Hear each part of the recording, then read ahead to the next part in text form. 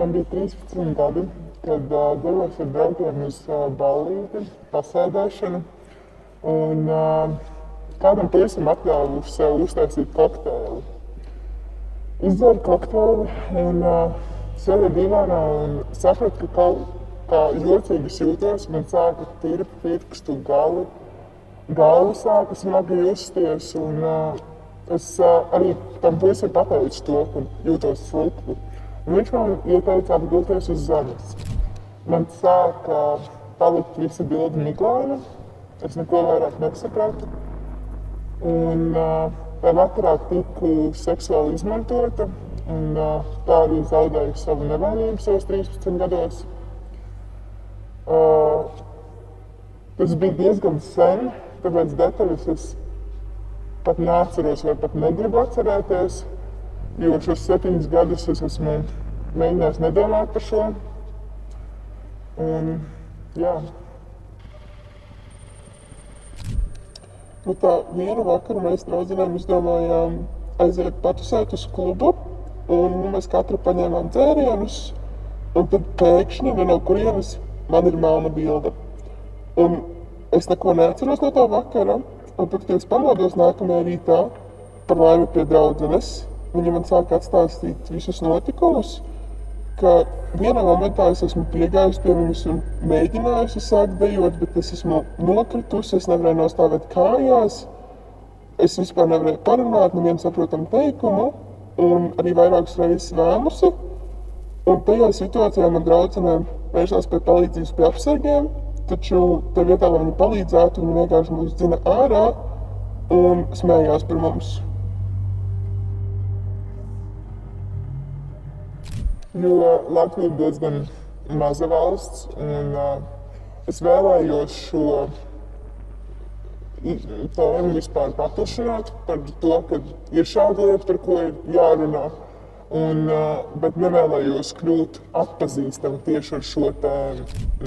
Nevēlos, lai varbūt pat ne, lai visi redzētu, tā kā visi cilvēki internetā, bet tieši varbūt no tuviniekiem. Un varbūt pārlieku uzmanību un atkal jautājumu par šo tēmu, ko es nevēlos atklāt kaut kādas lietas. Es negribēju, lai kaut kur sociālajos tīklos nonāk šis stāsts, un tas ir viss, ar ko mani asociē. Nu, šajā stāstā noteikti, varbūt pirmajā reizē, kad man sāka tiek pirksti, man likās, tas vienkārši varbūt ir alkohols.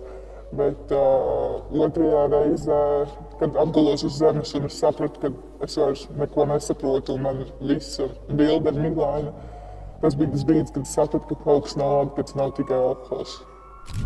Nu, tajā brīdī, kad man draudzene atstāstīja, kad es vispār nevarēju nostāvēt kājās, vispār nevarēju parunāt, un ka man nākamās 2 dienas man bija tāda sajūta, kā es tur nomiršu, man bija tik slikta pašsajūta, man galvas sāpēja, man ķermenis sāpēja, un tā nekad nav bijis.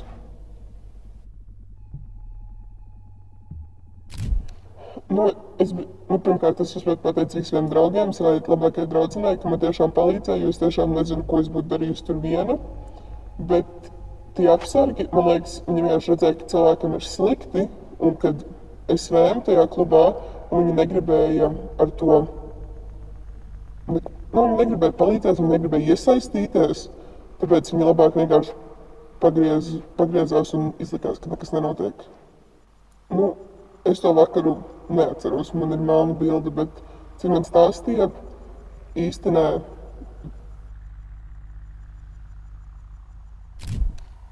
Tajā dienā nē, es dzēru vienkārši daudz ūdens un cerēju uz to labāko. Nē, es nebiju. Ja varbūt tas notika agrā vecumā, kad es nezināju, ka varbūt pat ir tāda iespēja. Protams, tagad, ja man kaut kas tāds notiktu, es noteikti ietu pārbaudīt sevi. Bet tajā vecumā man bija bail to pateikt kādam un kādam par to paprasīt, vai vispār es nezināju, ka ir tāda lieta kā analīzes un pārbaudīt, kas tā vispār ir bijis. Uzreiz nākamajā dienā es to neizdarīju, un pēc tam es lasīju vēlāk, kad es pat, es nespēju tajā laikā. Un tagad es izlēmu, kad es varētu aiziet, pārbaudīties, es vairāk neieju. Es nebiju vairāk tajā laika posmā, kad es varēju, ka man vēl termini bija kaut kāds, ja tur būtu. Es domāju to, ka jā, ja man šāda situācija notiktu, es dotos. Protams, vispār šāds jautājums, ka 47 eiro par šādām analīzēm ir diezgan liela summa, bet es domāju, priekš veselības, tā kā es dotos.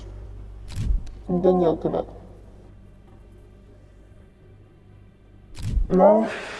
Jo es atkal gribu piebilst to, ka es tajā brīdī 13 gados nevarēju nevienam šo pateikt, un ļoti daudz gadus no ģimenes slēpu to, man bija kauns par to. Un tikai pēc pāris gadiem es to kādam tikai atklāju. Man bija ļoti, es teiktu, laimīgs gadījums, kad ar mani slikts nekas nenotika. Man bija draugi apkārt, kas man palīdzēja, tāpēc es gan jau nevērstos pie policijas, jo man pat nav, es nezinu, kā man vispār sazāļoja, taču, ja būtu kaut kas nopietnāks noticis, es gan jau būtu gājis pie policijas. Noteikti, ka nē, bet, protams, lielākoties tās ir sievietes. Tas pats sociālai tīkli, kas dzirdu vispār, kad kāds par šo tēmu runā, tās lielākoties ir sievietes. Ja godīgi neesmu redzējuši, dzirdējuši vīrieti. Tur atkal ir tas, kad visi domā, ka sazāļošana ir vairāk sievietes tikai sazāļo, un varbūt vīriešiem liekas, ka es esmu vīrietis, ka kādā veidā man varēs sazāļot, un ka viņiem neliekas, ka tas ir varbūt tik nopietni, ka viņus sazāļo, un ka viņiem arī ir tas kauns un bailes.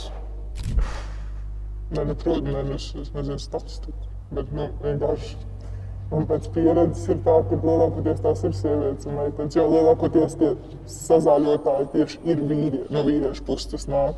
Varbūt vienkārši tas ir stereotips, ka vīrieši sazāļo sievietes.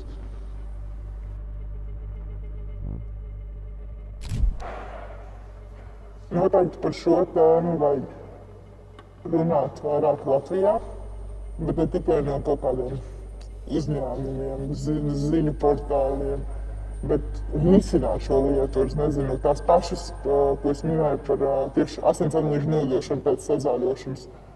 Popularizēt tādu lietu, ka tāda vispār ir.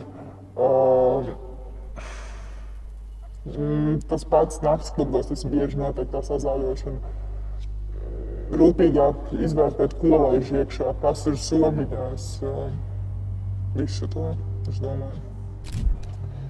Šī problēma ir ļoti nopietna un plaša, un gribētos ticēt, ka ir tāds risinājums vispār šai problēmai. Bet man liekas, pirmais solis ir tas, ka vairāk cilvēkiem vajadzētu runāt par un apzināties, ka šī ir problēma, un tad tālāk jau meklēt risinājumus. Pēc šī atgadījuma es vairāk neapmeklēju šādu veidu iestādes. Es labāk izvēlos ar tiešām tuviem un pazīstamiem draugiem, kā var teikt, patusēt, jo es esmu dzirdējis vairākus stāstus tagad arī pēc sava, ka man nav vēlme atrasties vairāk tādās vietās. Es noteikti esmu uzmanīgāka tajās pašās ballītēs. Pati taisu sev kokteļus. Un es pat neuzticos nepazīstamiem cilvēkiem, teiksim tā. To es esmu izslēgusi no savas dzīves pēc šiem atgadījumiem.